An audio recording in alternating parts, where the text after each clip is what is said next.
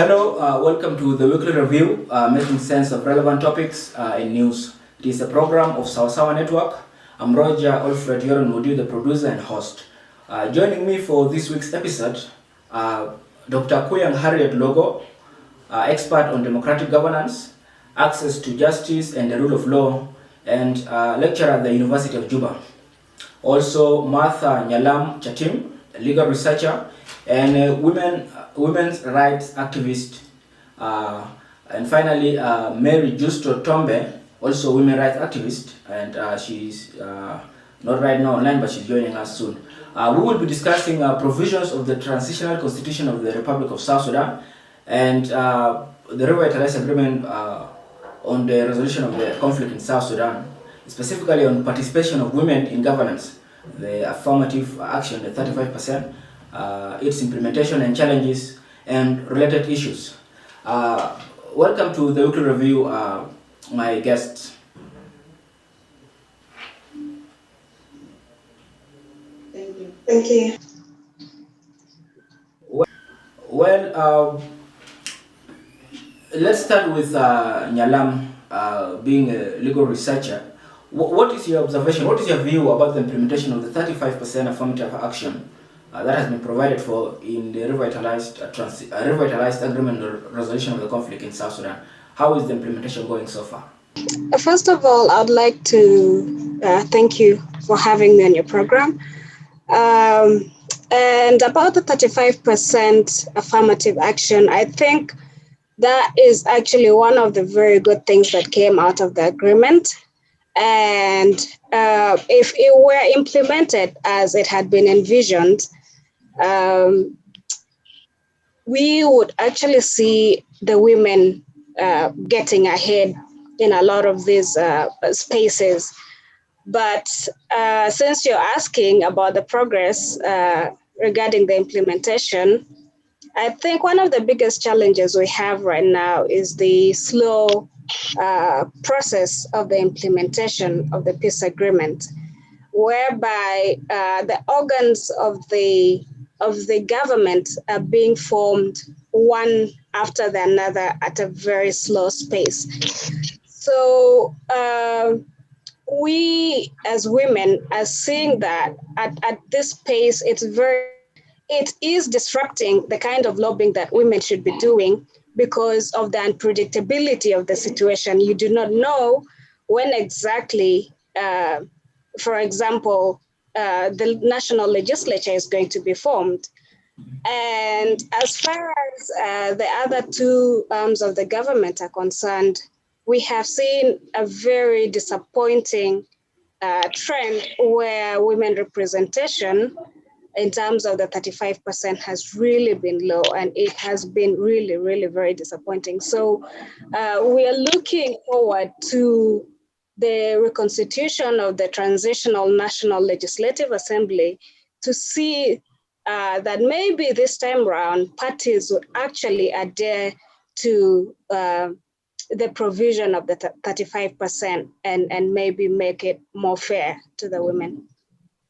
Because as far as the executive is concerned, the agreement has been very clear, especially on the number of women who should be in the Council of Ministers. So the agreement specified that the Transitional Government of National Unity, that is the former incumbent, the party led by President Kiir, shall nominate not fewer than 6 women in the Council of Ministers, and then the SPLMIO 3, and then SOA 1. You see, the executive has been formed. So as women, have you been satisfied with your representation in the Council of Ministers, or it is far below? We have not been satisfied. And if you have been following some of the trends on social media, you would see that women have actually continuously complained about such things. And there was actually a march that was organized by the women, the civil society women in Juba, where they actually went and confronted the SPLM women, to demand that the SPLM as a party adheres to this provision. And they were told that something would be done about it. So women have been disappointed and they haven't been quiet. And they continue to push for such to be implemented as it's envisioned in the agreement. Let's welcome Dr. Kuyang. You also wrote a lot on issues affecting the people of South Sudan and even women. Just a brief explanation to the public and our audience, especially the men. Why do women deserve affirmative action? You are a scholar, especially South Sudan women. Why do South Sudan women deserve this affirmative action? I think that we have over the years in Sudan and now South Sudan really realized the important contribution that women make to our society, whether it's economic, socially, politically, and within several other sectors of our communities. And uh, you look at, for instance, now coming to South Sudan, the liberation movement and the contribution of women. So because of patriarchy, women tended to be sidelined from emerging as leaders, from contributing as leaders within the community, and that kind of affected their contribution also at the formal level. And now it was incumbent on the SPLM to, at that time, and when I say at that time, in the 80s and the 90s, make political statement uh, towards the importance of women and the importance of the contribution of women, and looking at the contribution of women with regards to supporting families as the men were out there fighting. And a lot of many women even became heads of household. So the SPLM moved from a political rhetoric and made sure that this has been included in the constitutional frameworks. So you see the concept of affirmative action, a quota provided for women to enhance their political participation being included in the interim constitution and now in the transitional constitution. Why is that so? It is because for issues around our customary practices or cultures, some of them were harmful to women, some of them were discriminatory against women. So that meant that a lot of women were left in the periphery of the circles of power in participation. So by bringing this in, and why do we say women are deserving of this? It is because of that realization that to have more women come into the political domain, it's really important that a particular quota, which was 25% and now 35%, be included as part of the constitution in the Bill of Rights and women's rights to enhance their participation.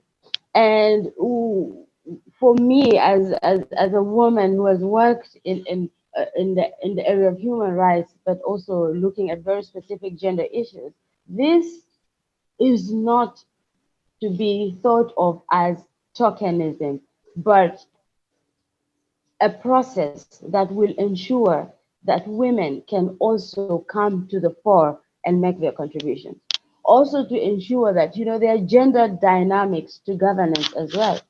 And if women are needed to make their inputs through the process of transition, then it is important that women can participate. But because the men have more experience in governance in participation, so a few women without the affirmative action would be able to participate. So when you have affirmative action provisions in the Constitution, you give a chance to women to come up. You give a chance to women to contribute. You give a chance for women to ensure that discussion of other gender dynamics to conflict, peace, and transition are also included. And I think that the government, the SPLM, did well in that area by making sure that there's an affirmative action to build the women. to build the political capacity of women in South Sudan. There's more that can be done, but I think the affirmative action on political participation of women was I think a good stepping stone for many women. Now, that, for example, with regards to the agreement whereby you have a specific quota for women participation in the executive, and even the other organs, you find the agreement is setting certain percentages for participation of women, reaffirming the 35% in some of those organs. So, with regards to women who are not educated, the illiterates, and those who are not in government, those who are not in politics, how is this political participation impacting them? Are they going to benefit from the affirmative action for women who are educated and getting positions in government? But you really take us to for us to focus on some of the disadvantages of having the affirmative action for women, the 25%. How far is the reach of this affirmative action, and which women do benefit from this? As we have seen over the time, it is women in the political space that have been able to benefit. And that means that the majority of women in the rural areas, the majority of our sisters that are very far from the center of governance, might not be able to benefit as much as they should do. But then this is actually the design of affirmative action across the globe, that it is going to benefit only a few. And for the situation of South Sudan, was there a mechanism to ensure that those few women who have come to hold political spaces, political positions, yeah, um, we saw that there was a very limited connection between the women who are holding these positions and the women in the rural areas. But then I think I also need to note here that as much as there seems to be a disconnect between the women who are holding these positions, there were attempts. There were attempts by civil society groups, by international organizations to make sure that funding is allocated so that there is a link established between the women who are holding these positions and women in the rural areas. And Roger, I think you could see that during the negotiation of the 2015 peace agreement, there were a few women at the negotiating table. And the 2018 peace negotiation, there were more women. There were more spaces to ensure that all of the voices of women are captured. But the thing is, we have a high illiteracy rate, and the business of parliament, the business in these offices are really there's a way of how these businesses are conducted. If it's parliament, if it's in the ministry, then other executive organs of government, and that means that even those women who are holding these positions, if they're not very well educated, they can get lost in that system. So clearly that tells you that at the rural level with the issues of illiteracy, then it means that there's also a lot of women who are not really contributing effectively. But I think I would also like to touch on the fact that outside of the affirmative action, there are other women who are competent, women who are well educated, women who have come into governance institutions, governance structures through their own competencies. And I think we need to look at the contributions of these women as well. And these women are a formidable force in ensuring that they're pushing their colleagues who are in these executive positions to perform better, pointing to them where the issues are so that they can respond, so that they can propose bills, because they are the ones at decision-making positions. But really, to conclude, I think it is a good step, but there's been a lot of challenges in terms of the reach of women that are able to participate through these affirmative action provisions. Now let me welcome Mary Justo Tombe. Are you there online with us? Hello, Mary. Mary Justo. Okay, let's continue with the two of you who are around until her internet issues is settled. Nyalam, we saw in the news, even after the march of the women against the SPLM, there's a petition before the courts in South Sudan, and it was from two activists, I think, and they petitioning the SPLM, the incumbent Tigono, the former incumbent Tigono, which is part of the party to the Revitalize Agreement, for not honoring the 35% affirmative action. So, are women part of it? Are women part of that petition? Are the women part of that petition, or is just the men? Because I saw only two activists, male activists. We've seen Mary, you are here online with us, right? Hello? Okay, you can continue answering the question, Nyalam. Okay. Well, the question you've asked is interesting because the petition that was presented before the court was not as a result of all women coming together and deciding that this is what we need to do. Not that the women are complaining, but that process we feel was not very inclusive because a couple of young men felt aggrieved by the fact that women were not represented the way they ought to have been represented and took it upon themselves to petition. We are all the same grateful for the action taken, but we would have wished to have been consulted on the same so that we could have taken action as a group, as, you know, people who are concerned by this same issue. And all the same, like I said, it's not a bad thing that women were not consulted. What matters is that the matter was heard, and whether or not any action has been taken is another matter altogether. Mary, you're getting us right now, right? Hello, Mary, are you with us? Mary, it seems your phone is mute. We can't hear you. No problem. We have still other questions for the women who are available here. So the agreement, Nyalam, provides for establishment of a Women Enterprise Fund. It's called a Women Enterprise Development Fund. The agreement says it's for provision of subsidized credit for women-based enterprise and capacity building of women entrepreneurs. So even the agreement has gone further to specify time frame within 12 months. The transition period, the revitalized transitional government of national unity shall establish that Women Enterprise Development Fund.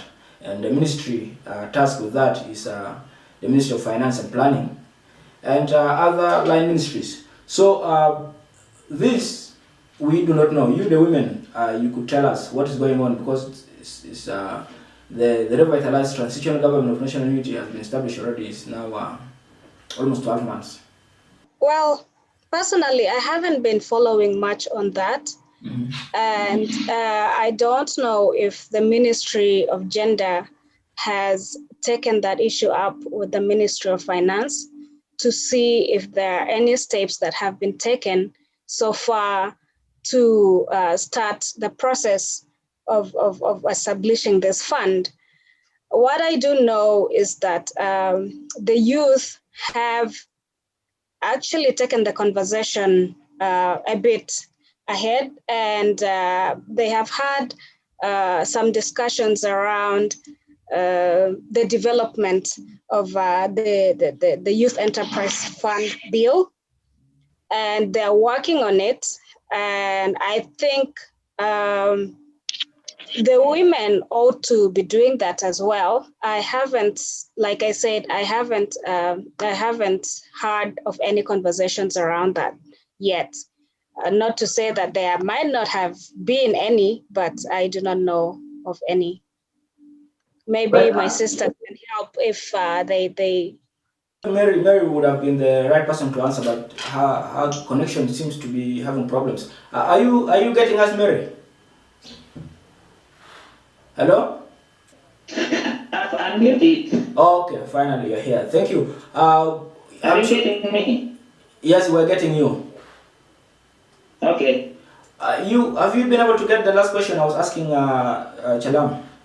Asking whether the women have been able to do something about the provision of the agreement that has called for the revitalized transitional government of national unity to establish a women enterprise development fund for provisions of subsidized credit for women-based enterprise development and capacity building of women entrepreneurs. And that has been specified in the agreement that it should be done within 12 months. And the ministry responsible is the Ministry of Finance and Planning and other line ministries. So we've seen since the transitional government of national unity has been established was 2020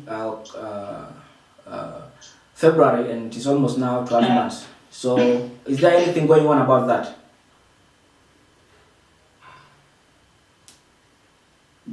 Actually, since the agreement on the resolution of conflict in South Sudan has been delayed, women have not done much about the enterprise. And I think Ministry of Gender and of course everything is delayed. We have not done much about it. Are you getting me? Yeah, you said nothing has been done about it, or you're not sure about things that have been done about it. Since the metrics of the implementation of the agreement has been far, even the enterprise making has not been established. And this is to be done with the collaboration of the Ministry of Gender. And up to now, we have not started the establishment and the progress. Okay, you actually, your question kind of, I think this discussion actually coincides with a paper that I'm writing at the moment for CSRF, and I will maybe draw some of my discussions basically from my literature review of what I'm doing, but also from just picking up from your question. First of all, what is very urgent is that we are in a phase of forming the government. Parts of it have been formed, and the Transitional National Assembly is yet to be formed. And what can be done is for women to start to lobby so that their members are quite experienced and qualified in the matters of being a member of parliament, holding debates and participating and proposing bills. Because one of the challenges with this affirmative action provision and the participation of women has always been that, some of the women that have come as members of parliament and in other executive positions are not very, very educated. And so you remember that our parliament, the language of our parliament is English. And if you're not very competent in the English language, in the command of the English language, it's going to be very difficult to contribute to discussions on the floor. And that has been a very big challenge for these women who have come and are participating in this position. So that's key. They can utilize the women caucus to, bring through some of their challenges, some of their issues, and those can be addressed. If you look at other regions, other places, Uganda, Kenya, Tanzania, Rwanda. I'm just really drawing from examples within the region. You can see that as much as they have benefited from affirmative action, they were able to bring women who were capable, women who were competent. And when you do an assessment of that in South Sudan, there are a few women who were competent enough to hold these positions. Women can effectively contribute as seen in other areas. For instance, if you look at what the SPLM-IO has done, they brought in a strong woman who is the Minister of Defense. You look at other ministries and other executive positions also held by strong women. For instance, the governor in Western Bahr el-Ghazal, Sarah Cleto, a very competent woman. They are good examples of competent women, and they are good examples of what the competent women have been able to do. But in situations where women who are not very competent are brought to hold these positions, then they're challenging. They cannot effectively hold the positions, and they cannot effectively deliver. So women or the political leadership have to continue to ensure that, I don't want to say capacity building, but that whoever comes in is a woman that is competent enough to hold this position and contribute. Another challenge, Roger, is that the women that come on board are party women. Most of them are party women. They speak from within party positions, party priorities, if it is the SPLM, the SPLM-IO, or SOA. So you see that these women cannot individually veer off party priorities and begin to discuss the pressing issues that affect women. We all know that in terms of conflict, in terms of peace, in terms of transition, women and men are affected differently. And the issues that affect women, for instance, violence, domestic violence, all of these issues are exacerbated by the conflict. And these issues need to form part of the priorities for this peace process, for this peace implementation and for the transition. And if women who are representing women are there on party tickets, they're going to prioritize their party problems on top of the women problems. And that's very problematic. What needs to be done, I think, through the parliamentary caucus of the parliament and other forums for women, women need to start prioritizing their own issues and make sure that as much as the discussion may focus on their party priorities, they are putting in also priorities of women and girls across the board. And as much as we look at, yes, we have women who are really committed to advancing, women empowerment, advancing, the discussion of pertinent issues that do affect women. And I think that's a good thing. So we need to reinforce that is already happening. And as I said earlier, the women can use several other positions, several other groups, several other experienced women in other spaces, that are not necessarily within the executive positions, but other women to tap from that experience to influence what can be done to make sure that women are not there only for their parties, but really doing what they were initially appointed and elected for, which is to advance. Hello? Yes. Hello? You said what is the last point? I'm saying you want to counter, you want to add or develop on what she was explaining, because we are running out of time. In 1 minute, maybe you have a response to what she just said. Because most of the appointment was through relationship and nepotism, through party lists and women lists. You can find that sometimes the competent women are put last in the list and also in the women list or in the party list. Then when they are counting, maybe if your party have 5 members, they will say 1, 2, 3, 4. and the competent women are left behind. And the only rescuers, women who are competent, were able to stand in geographical constituencies, and most of them who stood in the geographical constituencies succeeded, and these are the strong women who came to the parliament. And now with the revitalized peace agreement, even the women are coming through the parties, and it becomes an option for the party members to choose women. And I think the same scenario is continuing in the parties, because the party members or the executive of the party are the ones who decide to choose the women, and sometimes they favor women who are not competent.